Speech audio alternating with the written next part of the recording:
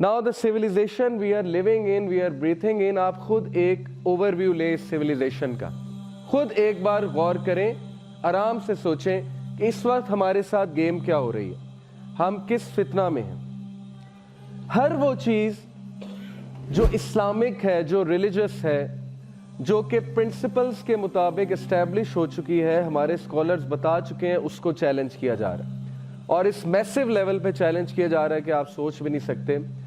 और youth confuse है। एक तरफ माँ बाप की एडवाइजेज हैं, घर में घरों का माहौल है वो ट्रेडिशनल माहौल है, दूसरी तरफ यूनिवर्सिटीज़ का माहौल है जहाँ पर जाके एक अलग ही दुनिया खुलती है और आम इंसान, आम यूथ हैरान हो जाते हैं कि हम करें क्या।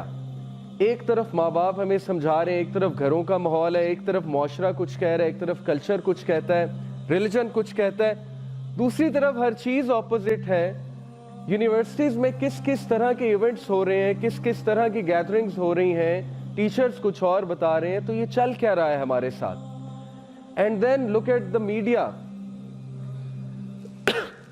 The advertisements, the TV series, the movies, किस किस किस्म की आइडियोलॉजी सामने आ रही हैं। YouTube, vloggers, ex Muslims, atheist, मतलब वन क्लिक पे आज के बच्चे को सब कुछ मैसर है।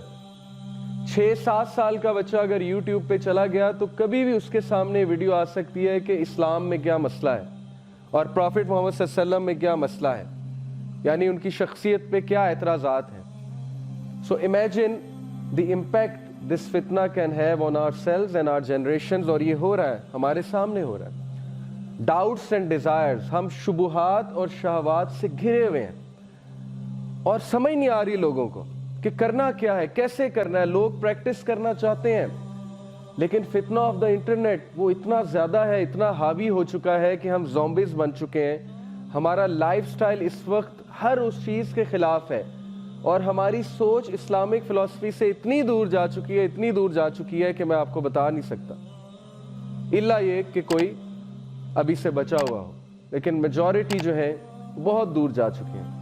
सो दैट इज़ द फितना। ये आग है, ये आग पहुंच रही है हम तक और ये पहुंच जाएगी। और इससे बचने के लिए या तो मास्क पहनना होगा ताकि इसके एटलीस्ट इसकी बदबू से, इसके टॉक्सिक फ्यूम से तो बचे ना, या इसको बुझाना होगा आपको किसी ना किसी तरह। But it's there, it's going to come. दीन की बात फैलाना सदक़े जारिया है। सवाब की नीयत से वीडियो को शेयर जरूर कीजिए। जज़ाकल्लाह।